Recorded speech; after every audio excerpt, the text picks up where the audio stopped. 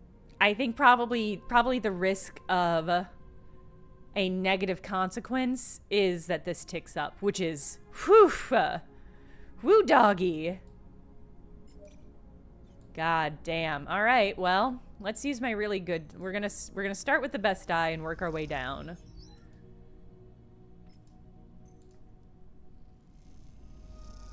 Those 3 dice. I'm nervous about the 3 dice. Okay, so that was a neutral outcome. Damn. A neutral outcome gave me a stress. So negative outcome almost certainly tick up the Conway alert. 1, 2, 3, 4, 5.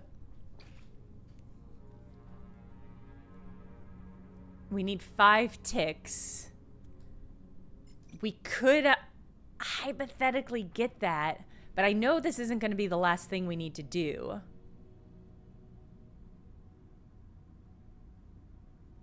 I could also push.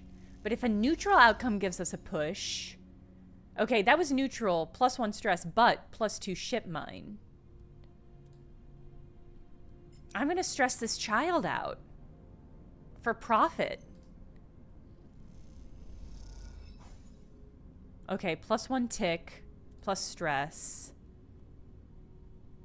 Ah, Roy says hello, and that the YouTube chat has been quiet in recent streams. This is such a quiet, chill game that's not totally surprising to me. It's just sort of like a chill vibe game. All right, okay, come on. Okay, a positive outcome. We did it. All right, okay. Junie leads you deep into the wreck through crushed and twisted corridors, floating panels and wires appearing suddenly in your headlamps like strange sculptures. Just as you begin to tire of the endless dark and the haze of particles washing over your suit, Junie leads you into a chamber where the ceiling is torn open to reveal the stars. At its center lies a cylindrical object, half your weight, but raised on a complex pedestal from which countless thick cables snake off into the dark like braided hair. 1 or 2 of them floating freely, waving back and forth with glinting, severed ends, but most of them disappearing into the floor and walls or twist and curve out of sight. Beautiful, isn't it? Junie stares at the prime ship mine, the stars reflected in her faceplate. Not bad. Junie glides over the pedestal, pushing her way delicately through the wires. As she takes out her terminal and looks for an access port, she talks softly, her voice carried through the suit comms. These cables lead off to every one of the ship's systems. Engines, life support, navigation, lighting, networking, you name it. ShipMind has hardwired access to them all. When an old ship like this was running well, the ShipMind would distribute itself, some of its protocols running freely in different sections. It would be less like a single governed mind and more like a load of systems clumping together to form a complex living machine. Think of a plant rather than a being. A plant with incredibly rapid processing power and a more accelerated response time than your average tree. Honestly, it makes me think of an octopus. Because an octopus has distributed brains, basically. That's a weird way of putting it. I'm not a marine biologist, but the processing part of their brain is like distributed amongst their limbs, so that they're like their literal thought process is more physically distributed than it is in like a human brain. You watch as she finds an access port and slips a cable inside, slotting a translucent screen onto the top edge of her deck. Let's see here. You think that's a pretty good way of putting it? Okay, good. Trees not known for their response time. Junie's screen fills with bright scrolling data. Incredible, there's so much here. She hits a few keys. I'll start copying this over. It's everything I need. You watch as Junie starts rapidly tapping at her keyboard, her attention sucked into the data she's extracting. Junie, the ship mind? She snaps out of her trance. Yes, sorry, let me check. As I thought, she sighs. So like I was saying, the protocols inside the ship mine are distributed. So when the ship mine is shut down unexpectedly, the protocols are rarely all contained in this unit.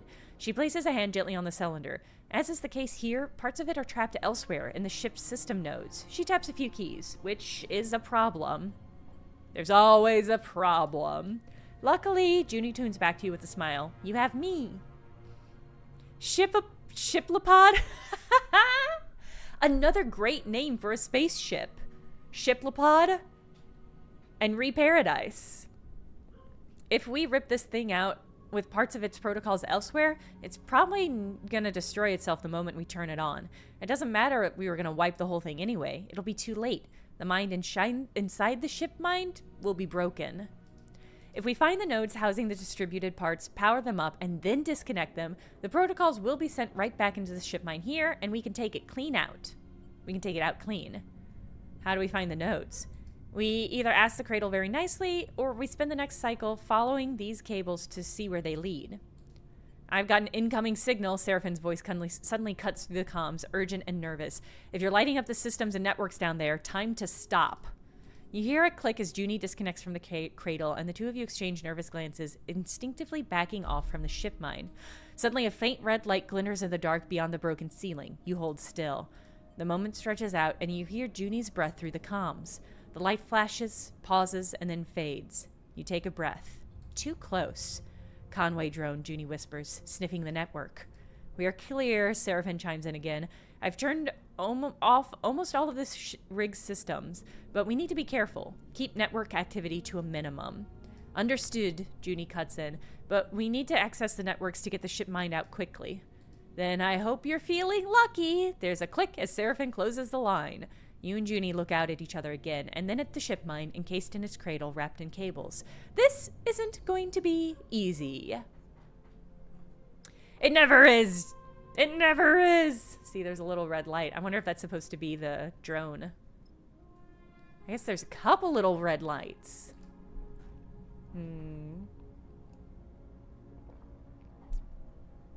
Yeah.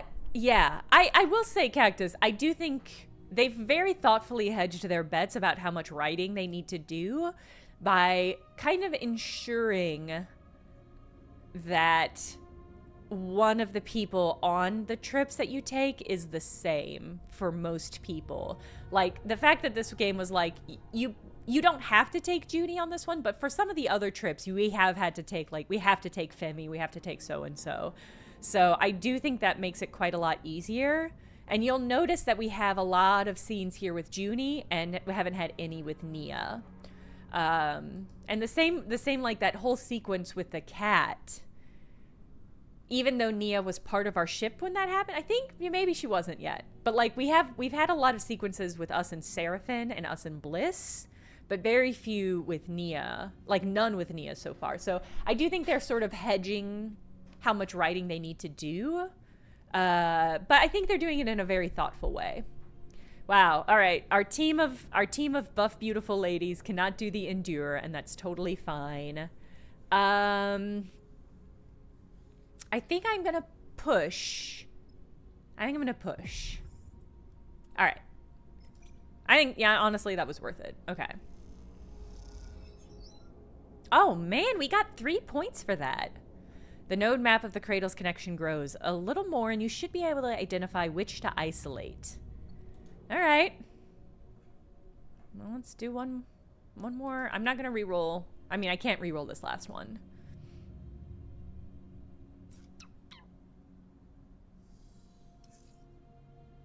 Okay. This is also tricky because I want to feed the kitty. I should feed the kitty soon, but I am worried that we're going to run out of food. Oh, we cannot feed the kitty while we're out. Okay, that's actually a huge relief. All right. Let's plug in all these 5s, which are going to be 100% positive. Actually, this might be enough. 3. Yeah, this should be enough to get us through.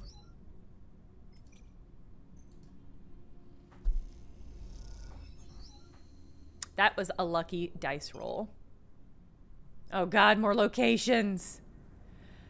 Okay, cut node or disable node. This node needs to be disabled precisely and quickly to keep your incursion under wraps. Alright, so we need to, oh god, do we have to do both? Port disconnect. Disconnect its nodes by any means will allow the ship mine to extract safely.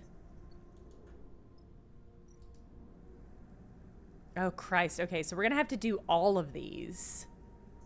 But I think we probably only need 1 success. So we've got the disable node. Thank God none of these require endure. Let's drop this dice here and see what that gets us.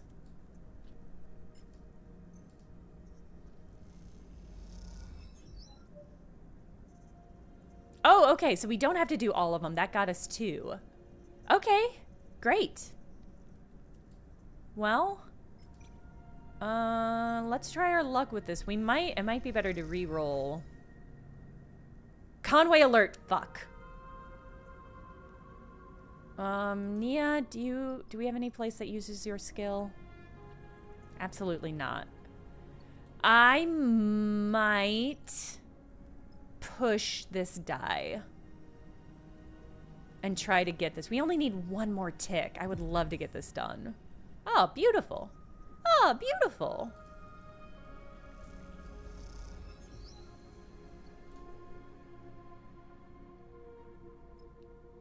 Did we do it? Oh, we have to do both of these. Okay. All right. How much?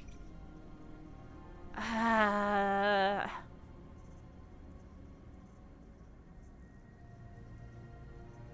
mean, I don't think we're going to have any trouble getting these.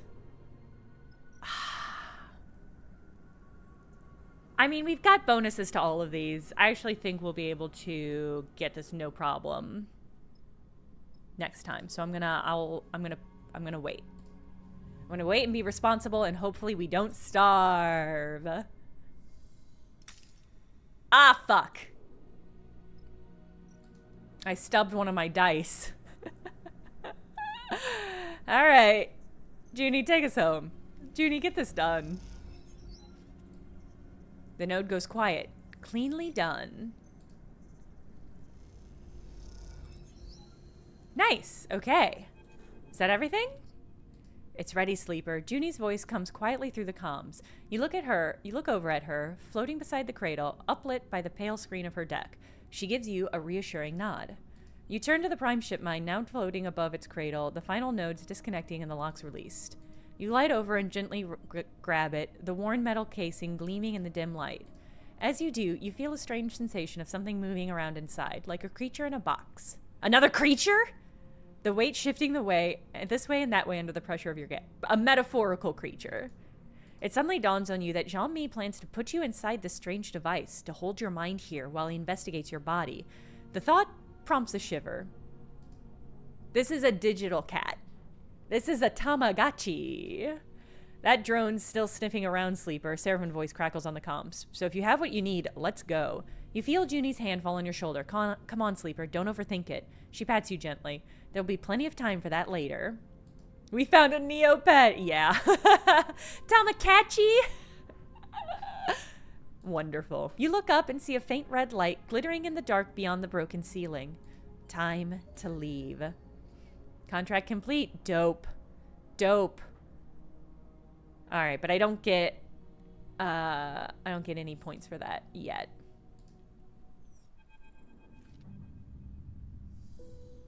Arriving back at Hellion Gate, as lonely and cold as it is, feels like a relief. There's a tension in the rig as you came back from the inner system, a watchfulness for errant signals and glinting red beacons that choked the conversation. But now, floating in the comforting shadow of this vast run, the sense of relief is palpable. That's one prime ship mine, condition unknown, retrieved. Seraphim runs the engine shutdown protocols as we speak. I'd mark that as a success.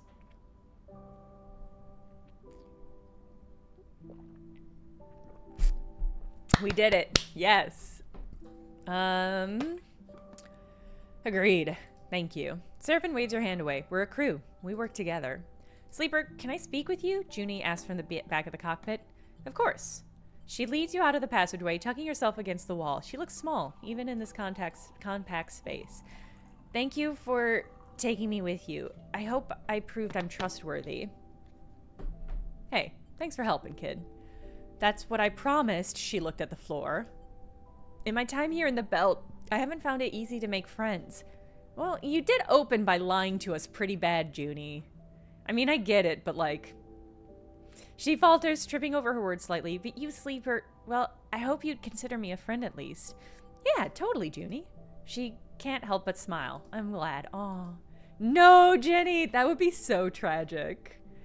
I would like to ask you something, she pauses. I'm stranded here. Can you give me a lift? Would you consider taking me on with you on the rig? She blurts out. Then before you can answer, I think I'd be of help for your diagnostic. In the meantime, I could take a look at the ship mine, make sure it's ready, and Yeah, Junie, of course. I'm not gonna leave this child on this abandoned, empty spaceship. How is this a choice? How is this a choice, game? She stops speechless. She looks down at her hands and then back up at you. Okay, she smiles. Thank you. She looks down again. I'll find a bunk. And she quickly glides off down the corridor before you can say anything further. Another stray collected. Seraphim puts a hand on your shoulder. Quite the refuge we're building here. He gives you a sly smile. You don't approve? Seraphim shrugs. You know, I've actually started to warm to this one. She's all right by me. That's really funny. He smiles and pushes off from your shoulder, gliding towards the engine room. Yay! Welcome aboard, Junie! A quasi-space, it's a great fucking question. I am so curious how Junie got out here in the first place. I really thought this, like... No, I have to assume we're not going to get soft-locked. It hasn't indicated to me that there's a limit to the number of people we can take on, so... She looked towards the bunks, but Junie is already out of sight, likely unpacking already. The ship is getting a little crowded, but you're starting to realize you like it like that. At the very least, she'll prove invaluable when you get to Flotsam and have to deal with Jean-Mi. Perhaps she'll even have a read on the old man. Yeah, squatting up. You pause for a second, appreciating the warmth, the hum of the rig and its inhabitants. The ship, you think, is starting to feel like home. Yes! Okay. We recruited Junie. Oh, cool. Okay, so here's a little guideline. I'm gonna have a scavenge supplies because I'm gonna feed the kitty. And that is gonna leave us pretty low on supplies. Okay. And I'm gonna I want to unlock more Solheim data so that when we do eventually find wherever it was that we... Oh yeah, I should fix my dice as well. That's a good point. All right, so we got a second Solheim data. I mean, this is the only thing to do here, so I might actually get as much as I can while I've got the good dice for it. Hobbs, thank you for reminding me that I needed to fix that dice. I was genuinely so focused on feeding the kitty, I did not even remember. Which is irresponsible. It's irresponsible of me. You gotta put your own mask on before you feed the kitty, I think is how that saying goes. All right, cool. God, we've got a ship mine. We've got 4 fucking Solheim data. We're doing great. We're crushing it. I think we're going to... we can't make it to Flotsam, so we have to go to Farsmendel, and that's fine. But I think it's going to be... This is the end of the stream. As much as I am like... I desperately want to keep playing. But I have things to do. I have some IKEA furniture to assemble.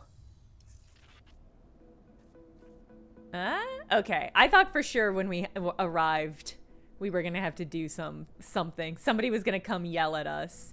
God, where was that Solheim data? I think it was on Holmes Rock. This game does rule, Hobbs. I'm having a great time. I'm going to double check. Oh, okay. So we're working on that.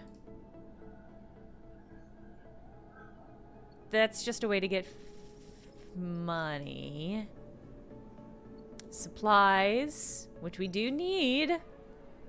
Food.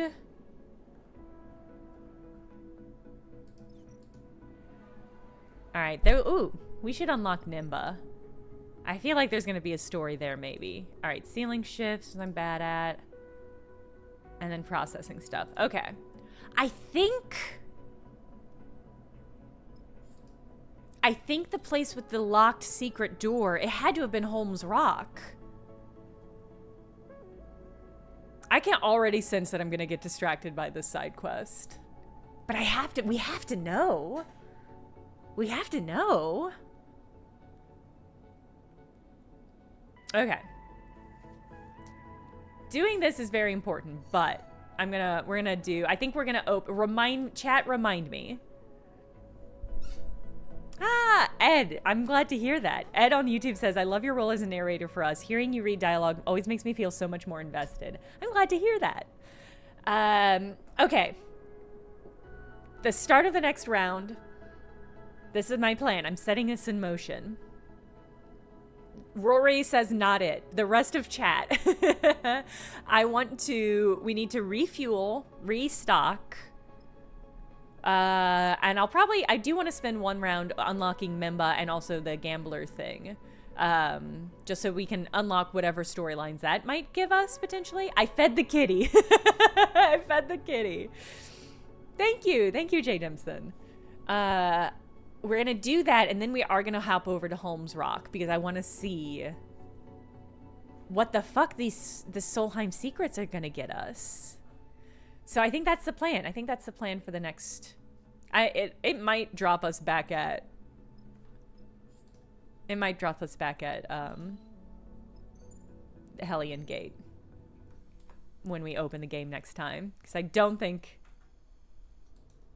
the autosave is going to be kind to us on this one. So that's the plan. Thursday evening, normal stream time. I hear, yeah, here's what I'll say is that I definitely, when it comes to games with a lot of reading, sometimes I will skim the reading, probably more than I should. And that's kind of a shame for a game like this. Tuesday. Sorry, gang. Next Tuesday.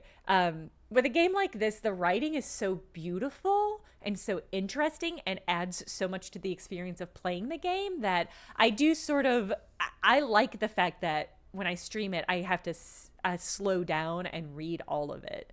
I do think, because it would be so easy to jump over stuff, just trying to get back to like the gameplay aspects, but the writing is so good. The writing really is like the stellar part of this game. The whole game is great, but it really is, I think the writing is the biggest lure for me. So I'm glad that is true for everybody else as well. All right, Tuesday evening, normal stream time, we'll be playing more of this game, doing that whatever plan I just laid out for everyone. I don't remember what it was, but hopefully y'all did. All right, have a good rest of your weekend. Have a good start to your week. I will see you Tuesday. Goodbye.